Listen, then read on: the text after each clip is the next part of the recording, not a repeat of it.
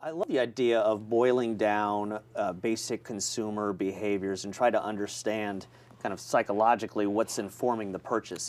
Is there some generalizations you can make about customer behavior which would be helpful to the audience? Absolutely. Emotion rules.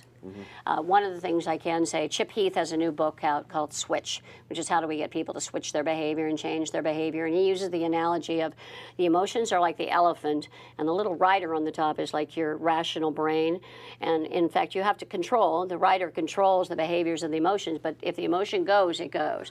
And we've found in research over and over again, you've got to make an emotional connection with people. Yeah. Particularly when you do advertising. You've got to find a way to connect with people so that they see themselves in it and not just ram them over the head with the rational attributes and features. So we always go to those end benefits, and then, like I talked about, the values underneath that support those benefits. Yeah, it's interesting. When I try to craft my own kind of very rational ad, it actually looks like an ad. You know what I'm saying? It's like, I've seen this ad a million times before. Right. And when you pull in the creative influence, or maybe it's a music influence, it kind of changes the way you feel about it as opposed to the way you think about a product. And you know, if you leave a good feeling in a person's mind, that's what jingles do, and humor and music.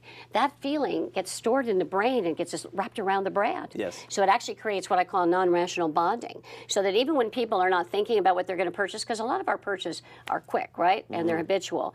It's because I feel good about their brand. I can't even tell you why. I don't necessarily remember the commercial, but there's something about it that resonates with me. Can you do that in a print ad? You can, absolutely, with humor, with nostalgia. It depends on the technique that you use, but definitely, you always want to have that emotional connection. I think too often people want to just jam all the facts into an ad, when in reality, you've got to coat it with sugar, if you will, so people really want it. If we could go